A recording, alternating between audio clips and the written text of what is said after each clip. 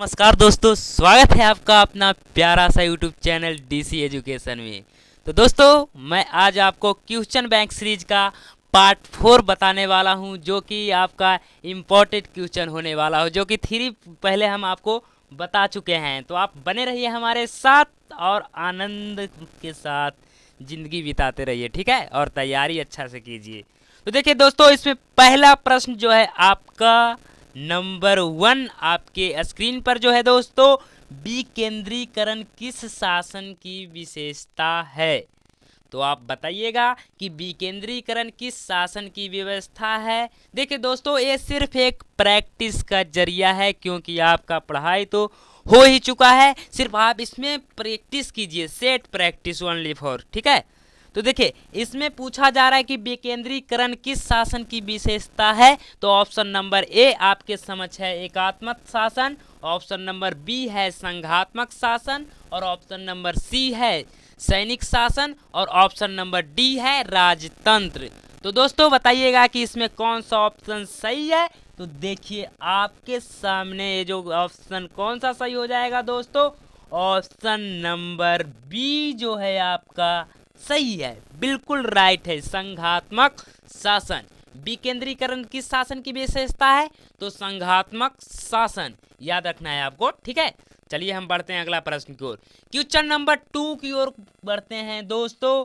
देखिए, question number 2 में बोला जा रहा है कि भारतीय संविधान की किस सूची पर केंद्र और राज्य दोनों विधायिकाएं कानून बना सकती है।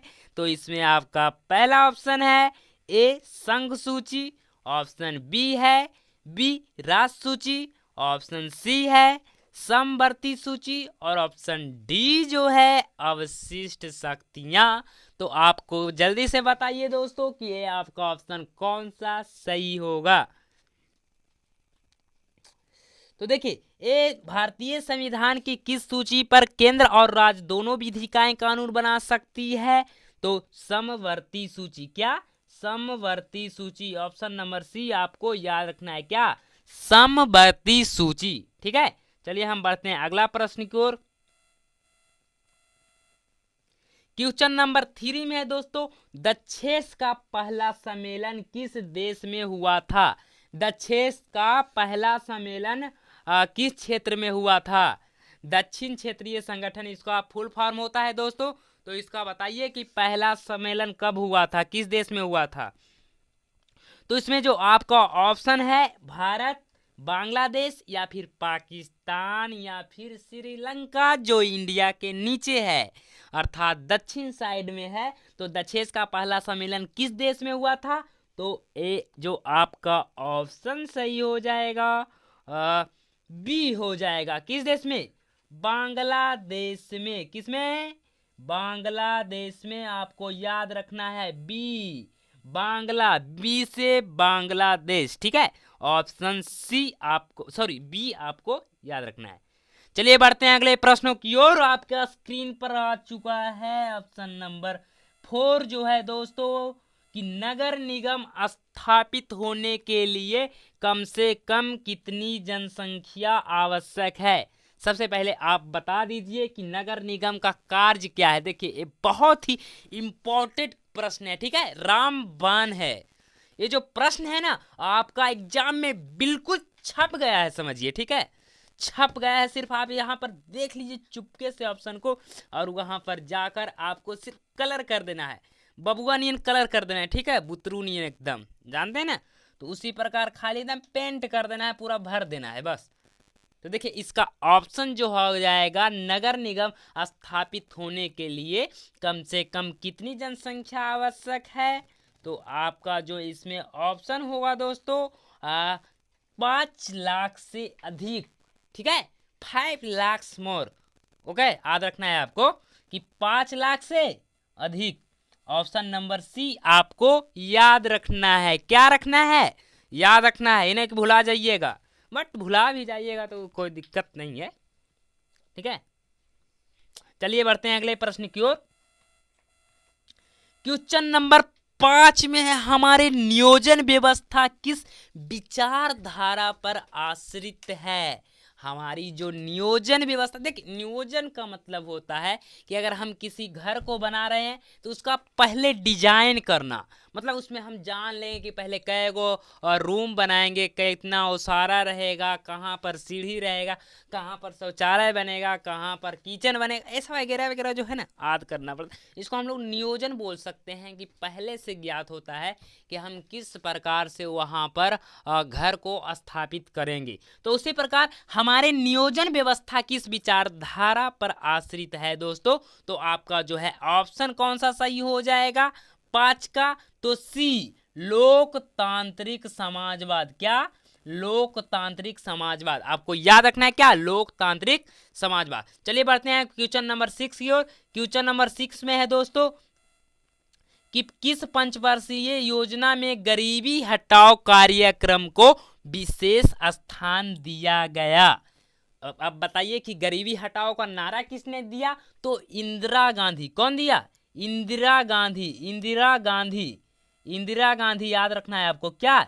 इंदिरा गांधी। ठीक है, इंदिरा गांधी याद रखना है आपको कि गरीबी हटाओ का नारा किसने दिया? तो इंदिरा गांधी। और किस पंचवर्षीय योजना में गरीबी हटाओ कार्यक्रम को विशेष स्थान दिया गया? तो आपको याद रखना है दोस्तों कि पहली पंचवर्षीय योजना। कौन सा? पहली पंचवर्षीय योजना। ऑप्शन नंबर ए जो है आपका बिल्कुल राइट है। ठीक है, चलिए हम बढ़ते हैं अगला प्रश्न की ओर।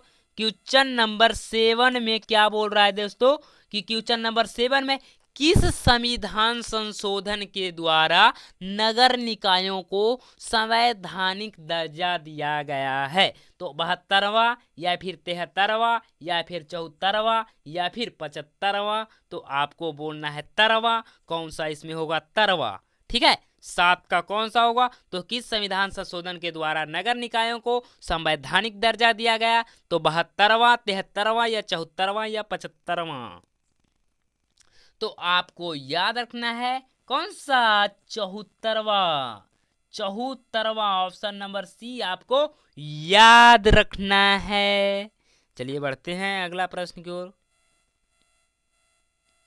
क्वेश्चन नंबर 8 में है कि अनुसूची जाति संघ की स्थापना किसने की? अनुसूची जाति संघ की स्थापना किसने की? तो इसमें आपको याद रखना है B.R. अम्बेडकर। क्या? Bhimrao Ambedkar. Option number B. देखिए कहीं भी अगर जाति का नाम आए तो आपको आंख ऐसे करके मूल लेना है और क्या लिख देना है? B.R. अम्बेडकर, जिनका पूरा नाम होता है भीमराव अंबेडकर। ठीक है, चलिए हम बढ़ते हैं अगला प्रश्न की ओर। क्वेश्चन नंबर 9 में है दोस्तों कि भारत के वर्तमान राष्ट्रपति का नाम क्या है? भारत का जो है वर्तमान राष्ट्रपति का नाम क्या है? द्रौपदी मुर्मू, रामनाथ कोविंद, मनमोहन सिंह या सोनिया गांधी? तो देखिए दोस्तों ये 2022 है और 2022 के वर्तमान राष्ट्रपति का नाम द्रौपदी मुर्मू है। ऑप्शन नंबर ए आपका बिल्कुल राइट हो जाएगा। ठीक है, चलिए बढ़ते हैं क्वेश्चन नंबर 10 की ओर। क्वेश्चन नंबर 10 में है दोस्तों कि भारत चीन युद्ध वर्ष किस वर्ष हुआ? मतलब भारत और चीन जो है ना दोस्तों, चंडाल जिसको बोलते हैं, एगो पाकिस्तान हुआ, पाकिस्तान से भी भारत का युद्ध हुआ था। बट यहाँ चर्चा जा रही है चीन का, तो चीन के बारे में जानते हैं। देखिए चीन से युद्ध को रोकने के लिए पंचशील नामक समझौता किया गया था। पंचशील नामक समझौता किया गया था। पंचशील नामक समझौता। ठीक है, पंचशील नामक समझौता किया गया था कब? 1954 में। और इसमें बोला गया था कि कोई भी देश किसी से लड़ाई मतलब नहीं करेगा, लेकिन उसका उल्लंघन करके चीन ने फिर क्या क्या भारत पर आक्रमण कर दिया 1962 ईस्वी में। कब? 1962 में। 1962 ईस्वी में आपको याद रखना है। चलिए बढ़ते हैं अगला प्रश्न की ओर। क्वेश्चन नंबर 11 है दोस्तों, भारतीय विदेश नीति का आधार क्या है? भारत का जो विदेश नीति है दोस्तों उसका आधार क्या है? तो पहला विश्व शांति या फिर शांति सह अस्तित्व या फिर पंचशील या फिर डी इनमें से सभी। तो आपको याद रखना है भारतीय विदेश नीति का क्या है, तो विश्व शांति भी है, शांति सह अस्तित्व भी है और पंचशील भी है। तो ऑप्शन नंबर डी जो है आपका बिल्कुल राइट हो जाएगा। क्या? Option number D. चलिए बढ़ते हैं अगला प्रश्न की ओर। Question number 12। क्वेश्चन नंबर 12 में है दोस्तों, परंपरागत सुरक्षा नीति के कौन कौन से तत्व हैं? पहला है शक्ति संतुलन, बी है गठबंधन की राजनीति, सी है सामूहिक सुरक्षा और डी है इनमें से सभी। तो आपको बताना है दोस्तों कि कौन सा ऑप्शन जो है आपका इसमें राइट हो जाएगा। तो इसमें आपको याद रखना है तीनों ऑप्शन जो है आपका बिल्कुल राइट है। ऑप्शन नंबर डी आपका बिल्कुल सही है। ठीक है, चलिए बढ़ते हैं अगला प्रश्न की ओर। क्वेश्चन नंबर 13 में है दोस्तों, किसने कहा स्वतंत्रता हमारा जन्मसिद्ध अधिकार है? मतलब जो स्वतंत्रता है ना दोस्तों, जन्मसिद्ध अधिकार है। तो किसने कहा था? तो आपको याद रखना है कि ये जो बोले थे भगत सिंह। कौन बोले थे? भगत सिंह। ठीक है, आपको याद रखना है Bhagat Singh. Bhagat Singh, option number B. ठीक है, ये पूरा प्रश्न जो है ना दोस्तों आपका क्वेश्चन बैंक से लिया गया है, जो कि किसी न किसी वर्ष ये सभी प्रश्नों को आपका बिहार बोर्ड का एग्जाम में पूछा गया है। ठीक है, चलिए बढ़ते हैं अगला प्रश्न की ओर। Question number 14। क्वेश्चन नंबर 14 जो है आपके समक्ष है कि संविधान के किस अनुच्छेद के द्वारा बंदी व्यक्तियों को संवैधानिक अधिकार दिए गए हैं? संविधान के किस अनुच्छेद के द्वारा बंदी व्यक्तियों को संवैधानिक अधिकार दिए गए हैं? तो ए है अनुच्छेद 22 के द्वारा, अनुच्छेद 23 के द्वारा, अनुच्छेद 33 के द्वारा या फिर अनुच्छेद 38 के द्वारा। तो आपको इसमें याद रखना है कि कौन सा ऑप्शन के तहत ये दिया गया था, कौन से अनुच्छेद के तहत दिया गया था दोस्तों। तो इसमें आपको याद रखना है अनुच्छेद 22। ऑप्शन नंबर जे है, ए है आपका बिल्कुल राइट। ठीक है, ऑप्शन नंबर ए है आपका बिल्कुल राइट। चलिए अगला बढ़ते हैं अगला प्रश्न की ओर। क्वेश्चन नंबर 15 में है दोस्तों कि भारत में किस तरह की कार्यपालिका है? ठीक है, तो इसमें आपका ऑप्शन है नाम मात्र की कार्यपालिका, वास्तविक कार्यपालिका या फिर बहुल कार्यपालिका या फिर इनमें से सभी। तो आपका ऑप्शन जो है सही इसमें कौन सा हो जाएगा? आप गेस करके पहले बताइए। तो इनमें जो आपका ऑप्शन हो जाएगा डी, इनमें से सभी। ठीक है, बिल्कुल घबराना नहीं है, एकदम आसान शब्दों में आपको याद करना है। ठीक है, चलिए बढ़ते हैं अगला प्रश्न की ओर। क्वेश्चन नंबर 16 में है दोस्तों कि भारतीय संसद के उच्च अथवा द्वितीय सदन का क्या नाम है? इसमें आपसे पूछा जा रहा है कि भारत का जो संसद है ना, उच्च अथवा मतलब द्वितीय सदन का क्या नाम है? तो आप बता दीजिए। देखिए, लोकसभा या फिर राज्यसभा, विधानसभा या फिर सर्वोच्च न्यायालय, कौन सा ऑप्शन सही है? इसमें आपको करेक्ट आंसर बताना है। तो इसमें जो आपका ऑप्शन जो है दोस्तों कौन सा सही हो जाएगा? बी। कौन सा? राज्यसभा, बी राज्यसभा। ठीक है, चलिए हम बढ़ते हैं अगला प्रश्न की ओर। क्वेश्चन नंबर 17 है कि लोकसभा में बिहार के सदस्यों की कितनी संख्या है? लोकसभा में बिहार के सदस्यों की संख्या कितनी है? तो ये आपको बताना है कि कितनी है। तो 40 है या फिर 85 है या फिर 13 है या फिर 25 है। कौन सा ऑप्शन इसमें करेक्ट होगा जो आप हमको बताइए। 5 सेकेंड का समय है। 1 2 3 4 5 खत्म, समाप्त। आपका समय समाप्त होता है और इसमें जो आपका ऑप्शन हो जाएगा, ऑप्शन नंबर ए जो है आपका सही हो जाएगा। 40। कितना? 40। लोकसभा में बिहार के सदस्यों की संख्या कितनी है? तो 40। आपको याद रखना है। ठीक है, चलिए बढ़ते हैं अगला प्रश्न की ओर। क्वेश्चन नंबर 18 में है कि संविधान के किस अनुच्छेद के अनुसार राष्ट्रपति 2 आंग्ल भारतीयों को लोकसभा में मनोनीत कर सकता है। तो आपको याद रखना है कि कौन सा 361 या फिर 313 या फिर 331 या फिर 133। तो आपका आंसर जो सही हो जाएगा कितना, 331, 331 आपका ऑप्शन सही हो जाएगा। ठीक है, 331 आपका ऑप्शन सही हो जाएगा। कौन सा, 331। ठीक है, चलिए बढ़ते हैं अगला प्रश्न की ओर। क्वेश्चन नंबर 19 में दोस्तों, साधारण विधेयक को राज्यसभा कितने दिनों तक रोक सकती है? ए है 3 माह तक, बी है 8 माह तक, सी है 7 माह तक, डी है 6 माह तक। तो इसमें आपका ऑप्शन कौन सा सही हो जाएगा कि साधारण विधेयक को राज्यसभा कितने दिनों तक रोक सकती है, कितने दिनों तक रोक सकती है? तो इसमें आपको याद रखना है क्या कि 6 महीना तक। कितना महीना तक, 6 माह तक, 6 माह तक, 6 माह तक। ठीक है, आपको याद रखना है 6 माह तक। चलिए बढ़ते हैं अगला प्रश्न की ओर, और क्वेश्चन नंबर 20 है जो आपके समक्ष है। और 20 में क्या है, किस विचारक ने युद्ध को क्रूर अनिवार्यता कहा? किस, देखिए विचारक का मतलब होता है कि उसका क्या विचार था, मतलब कौन विचारक, विचार करने वाले को विचारक बोलते हैं। ठीक है, जैसे कि आपने कहा कि ये जो है भारत में जीएसटी लगाया गया है वो गलत है। ठीक है, तो आप अपना विचार उसके प्रति प्रयुक्त कीजिएगा कि क्यों गलत है।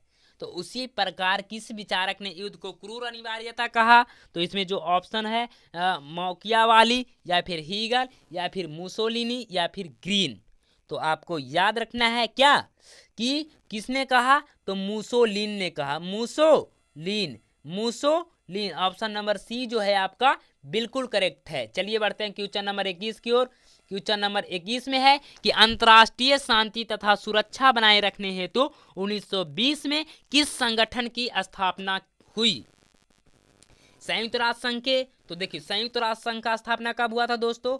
संयुक्त राष्ट्र संघ की स्थापना 1945 में हुआ था। तो ये जो तो नहीं होगा। ठीक है, राष्ट्र संघ की स्थापना आप कमेंट करके बताइएगा। अंतर्राष्ट्रीय श्रम संगठन के भी कमेंट करके बताइएगा। और अंतर्राष्ट्रीय न्यायालय, तो 1920 में किसकी स्थापना की गई थी? 21 का जो आपका सही आंसर हो जाएगा बी।